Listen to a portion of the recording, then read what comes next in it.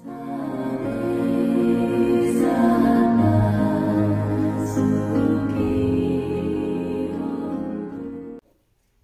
भीम, नमो बुद्धाय. बुद्ध धम्म शिकूयात बाबासाहेबांच्या दृष्टिकोनातून या उपक्रमातील आजच्या नव्या सत्रात पुनश्च आपल्या सर्वांचे मनपूर्वक स्वागत करते. बुद्ध धम्म आणि संघ या त्रिरत्नांच्या प्रभावाने आपण सर्व सजीव सुखी होऊयात ही मंगलकामना करते. मित्रमैत्रिणींनो, आपण बुद्ध आणि त्यांचा धम्म हा ग्रंथ आचार्य BC वानखेडे सरांकडून शिकून घेत आहोत. आपण खंड क्रमांक 6 मधील भाग क्रमांक 1 मधील शेवटच्या प्रकरणात आज आपण आहोत. काय आहे या सत्रामध्ये समजून घेण्याकरता, शिकून घेण्याकरता साहेबांचं स्वागत करूयात आणि आजच्या सत्राला सुरुवात करूयात. साहेबांचे स्वागत करूयात.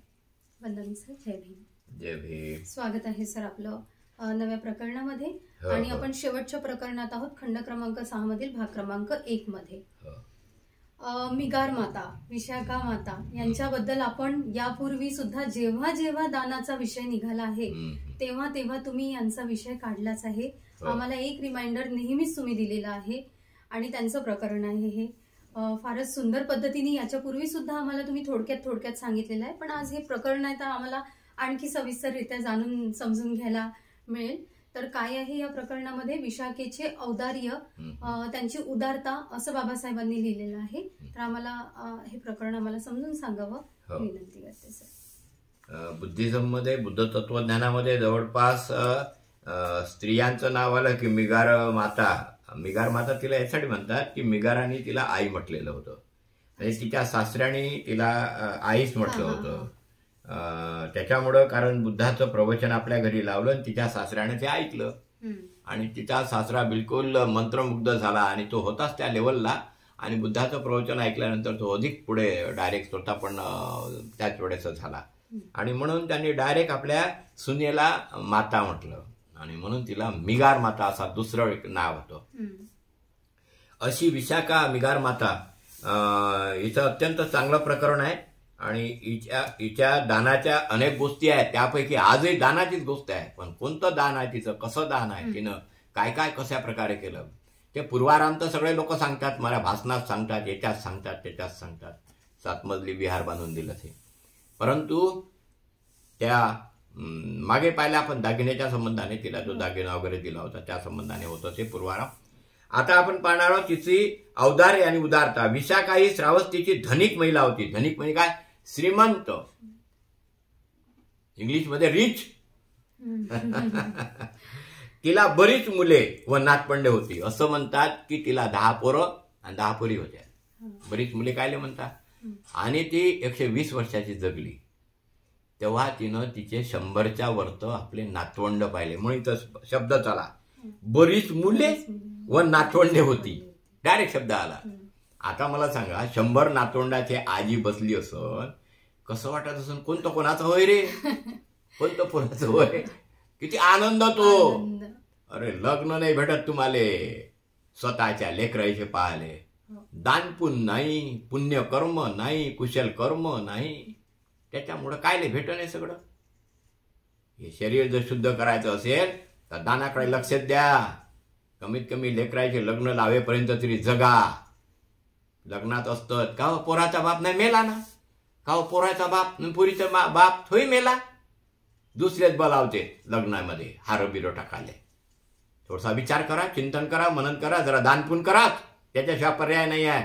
हे शरीर त्याच्यामुळेच टिकते. दानानं ह्या साऱ्या गोष्टी होत राहते. खूप लोकांचं पाहतो मी, अजिबात खूप पैसा आहे पण एवढे कंजूस, दानाकडे लक्षच नाही, अजिबात लक्ष नाही. तेव्हा या मात्या विशाखेकडे पहा. विशाखा ही श्रावस्तीची श्रीमंत महिला होती. तिला बरीच मुले व नातवंडे होती.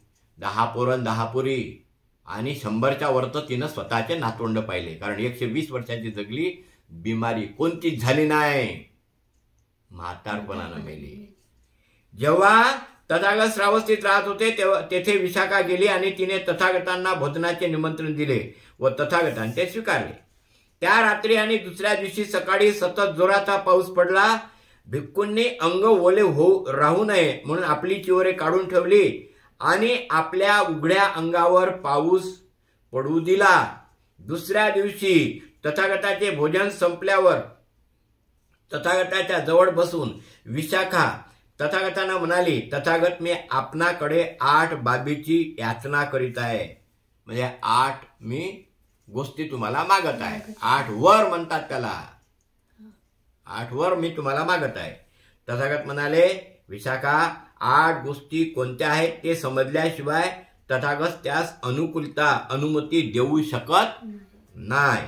विशाखा बोलली, मी मागणार आहे त्या गोष्टी उचित, योग्य, निरुपद्रवी अशाच आहेत. उचित, योग्य आणि काही कोणाला त्रास होणार नाही अशा प्रकारे आहे. तथागतांनी अनुज्ञा देताच विशाखा म्हणाली, तथागत आयुष्यभर वर्षा काळात भिक्खू संघाला चिवरे द्यावी अशी माझी इच्छा आहे. तसेच विहारात दाखल होणाऱ्या आणि बाहेर जाणाऱ्या भिक्खूंना, आजारी तसेच त्यांची सेवा शुश्रूषा करणाऱ्या भिक्खूंना भोजन द्यावे. आजारी भिक्खूंना औषध आणि भिक्खू संघाला खीर तसेच भिक्खुनींना स्नानासाठी वस्त्रे पुरवावीत अशी माझी इच्छा आहे. म्हटलं तथागतांना बरोबर लक्ष द्या, फारच महत्वाचं आहे. म्हणजे पावसाच्या काळात भिक्खूंना वस्त्रे द्यावीत. म्हणजे काय द्यावे? चिवर द्यावेत. एवढंच नव्हे तर आजारी भिक्षू असन त्यांची सेवा करावी. जे आजारी असन त्यांना भोजनदान द्यावे, कारण ते कुठं भिक्षापात्र घेऊन बाहेर जाऊ शकत नाही. आणि भिक्खुनींना देखील स्नाना करता जास्तीचे वस्त्र द्यावेत, पुरवावेत अशी माझी इच्छा आहे. तथागत म्हणाले, पण विशाखा तथागताकडून हे लाभ मागण्यात तुझा काय हेतू आहे? तुझा काय उद्देश आहे? तुझ्या ह्या गोष्टी सांगून राहिली कोणत्या?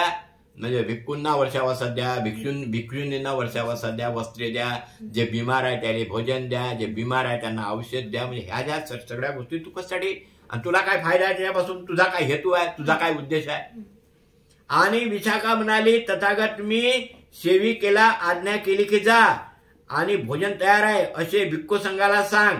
माझी सेविका त्याप्रमाणे गेली. पण ती विहारात पोचली तेव्हा पाऊस पडत असल्यामुळे भिक्खूंनी आपापली वस्त्रे उतरून ठेवली असल्याचे तिच्या दृष्टीत पतास आले.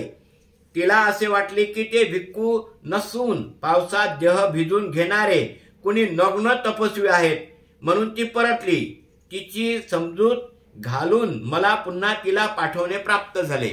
म्हणजे तिनं काय केलं? तथागता मी माझी सेविका आहे तिला पाठवलं होतं.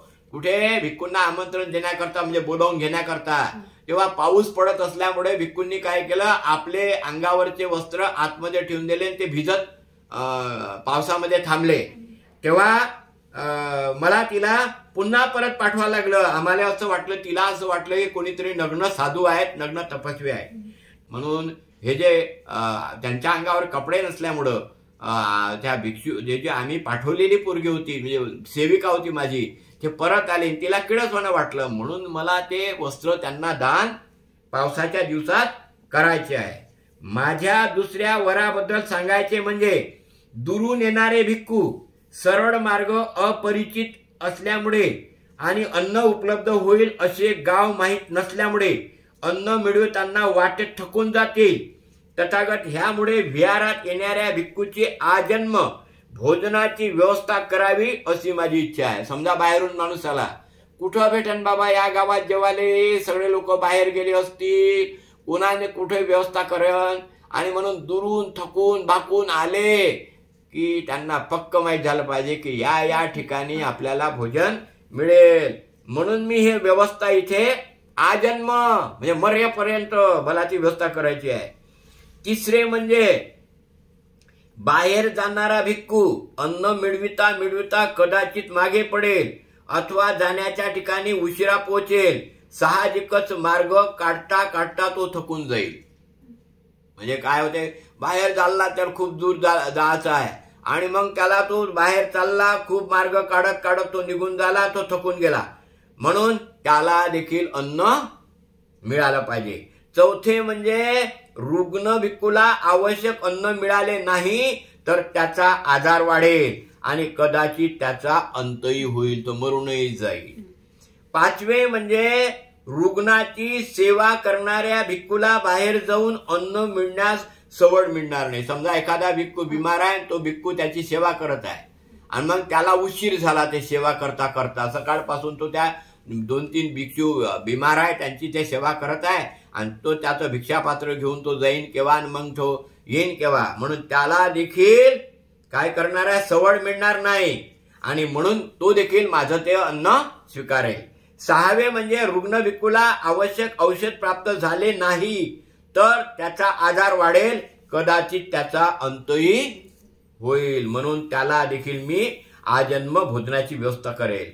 7वे म्हणजे तथागत आपण खिरीची प्रशंसा केली आहे, खिरीची प्रशंसा केली आहे की तिच्यामुळे बुद्धी तल्लख होते, भूकतान क्षमते, निरोगी माणसाला ती पौष्टिक आणि रुग्णास पथ्यकारक ठरते, म्हणून आजन्म संघास खीर पुरवावी अशी माझी मनीषा आहे.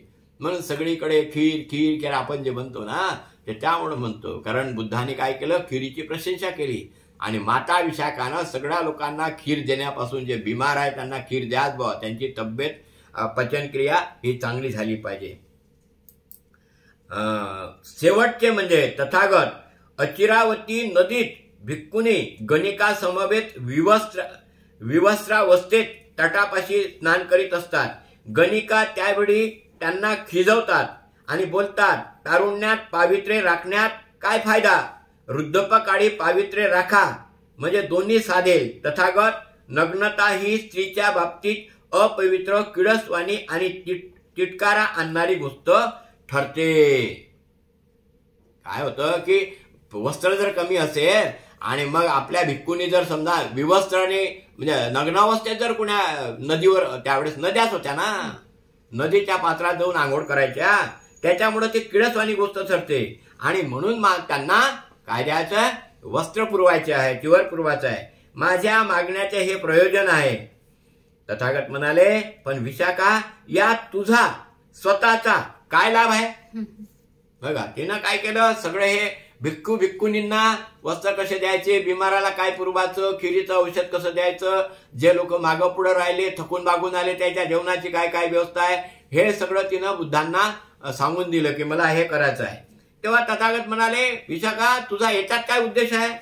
विशाखा म्हणाली, वर्षावासासाठी ठिकठिकाणी राहणारे भिक्खू तथागतांना भेटण्यासाठी श्रावस्तीला येतील आणि तथागताकडे आल्यावर ते विचारतील, अमुक अमुक भिक्खू निधन पावला, आता त्याला काय गती मिळेल.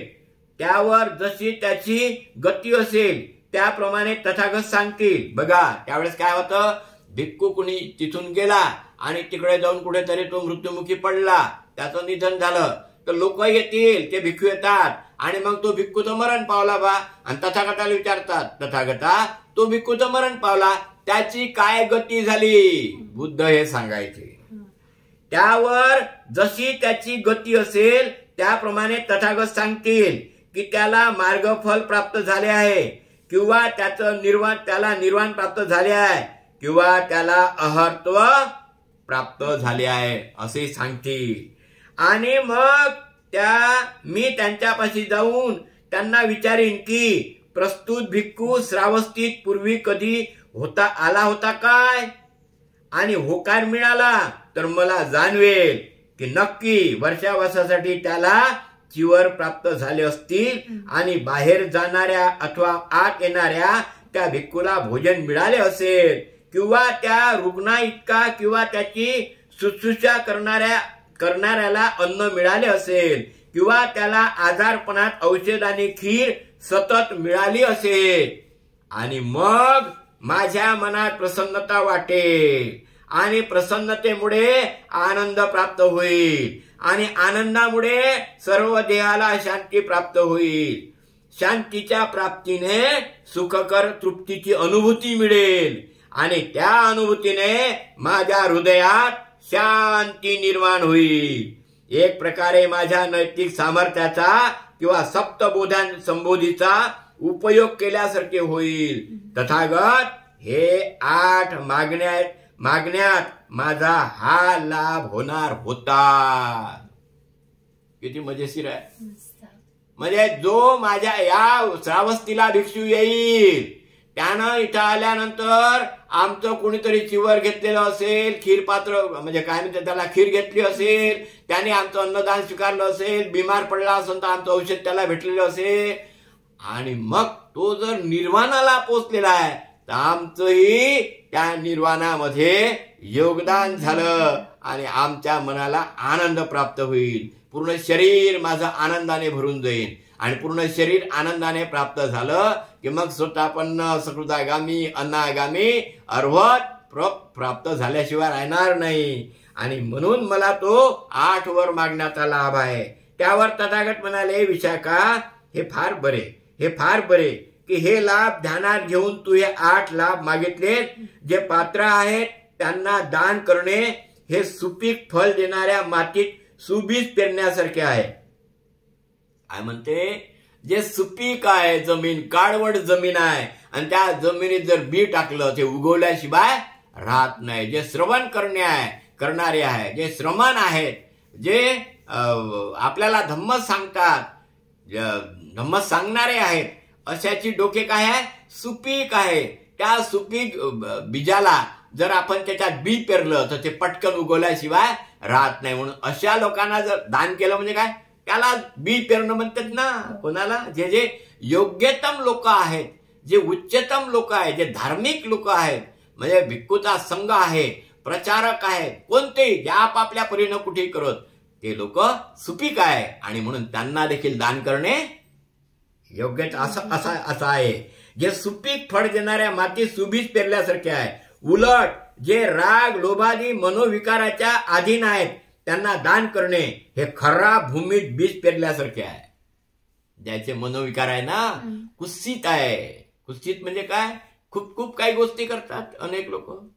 कशाला दान करायला पाहिजे, कोण सांगितलं दान करणे, त्याले कायले दान करता, यायले काऊन दान करता, हे कायले पावती घेऊन जाते. हे कुत्सित आहे. कुत्सित म्हणजे दानाच्या बाबतीत अनेक लोकांची मेंटॅलिटी आहे. आणि म्हणून लक्षात ठेवा, म्हणून खरा भूमीत बीज पेरल्यासारखे होते कोणते, जे मनोविकारानं काय आहे, रागामध्ये, लोभामध्ये, द्वेषामध्ये अडकलेले आहे. आणि म्हणून त्या खरा भूमीत बीज पेरल्यासारखे होते. दानाचा स्वीकार करणाऱ्यांचे मनोविकार गुणविकासात कुंठित करून टाकतात. तथागत त्यानंतर तथागताने पुढील शब्दात विशाखेचे आभार मानले. शील संपन्न उपासिका श्रद्धायुक्त मनाने आणि निस्वार्थी वृत्तीने जे काही दान देईल ते दान दिव्य, दुःखनाशक, दुःखनाशक आणि सुखकारक ठरेल. अपवित्रता आणि कलंक यापासून मुक्त असलेल्या मार्गाने जीवन कंठित असताना सुखी जीवन तिला प्राप्त होईल. सत्प्रवृत्तीमुळे तिला सुख मिळेल आणि आपल्या दातृत्वाने तिला आनंद प्राप्त होईल. विशाखेने पूर्वाराम विहार संघात भेट दिला आणि उपासिकामध्ये व्यवस्थापिका होण्याचा बहुमान तिला मिळाला. म्हणजे संघाची काय होती, ते व्यवस्थापिका होती. ती व्यवस्था करत होती. हे 8 गोष्टी सांगतात ना, व्यवस्था करत होती म्हणून. आपण बरोबर लक्ष द्या.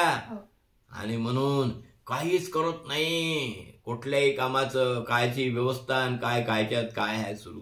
गेल्या 66 वर्षापासून धम्माचं काम चालू आहे. बाबासाहेब आंबेडकरांनी आपल्याला धम्म दिला आणि सगळे लोक बिचारे कामाला लागले. काही ना कळलंच नाही. काही बिचारे आपापल्या परीनं करत आहेत, ते धन्य होत. पूज्य भिक्षूचा संघ देखील धन्य होत.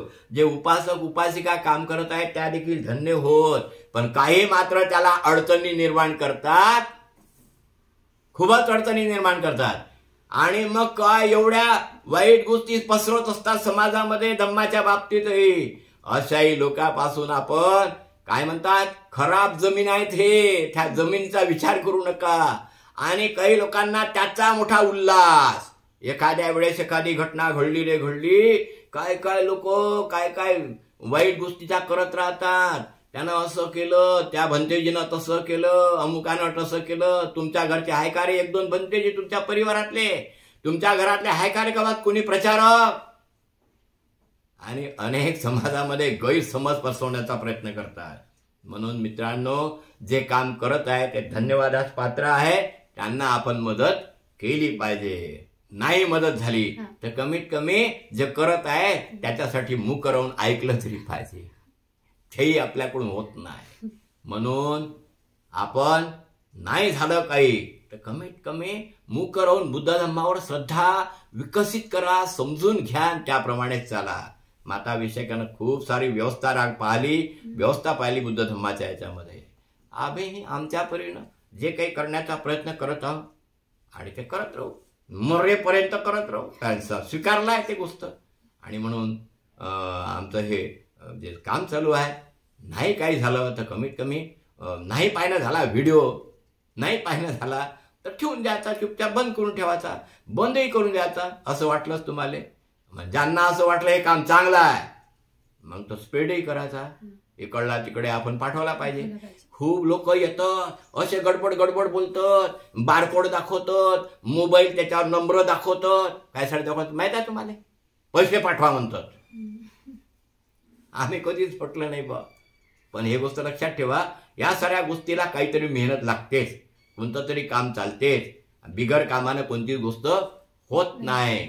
आणि म्हणून आमच्याकडून जेवढं होते तेवढंच आम्ही करू. आम्हाला असं वाटलं असतं आम्ही जर रात्रंदिवस एका दिवशी 4 कार्यक्रम होत राहतात, 2-3 कार्यक्रम, 1-2 कार्यक्रम तर चालूच राहते. रोज जर टाकाले बसलं या बातम्या जितम्या ना ते कमी होऊन जाईल.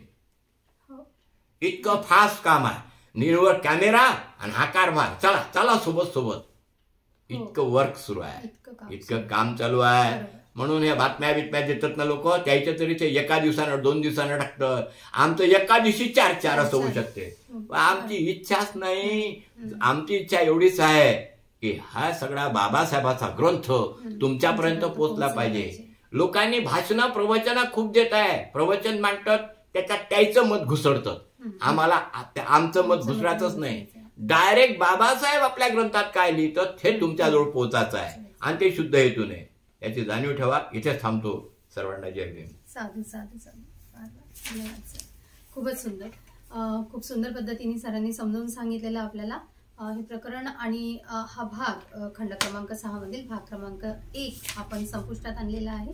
पुढील सत्रात पुढील प्रकरणात भेटू आपण. सर्वांचे मंगल हो, कल्याण. सर्वांना जय भीम. जय भीम सर. जय भीम.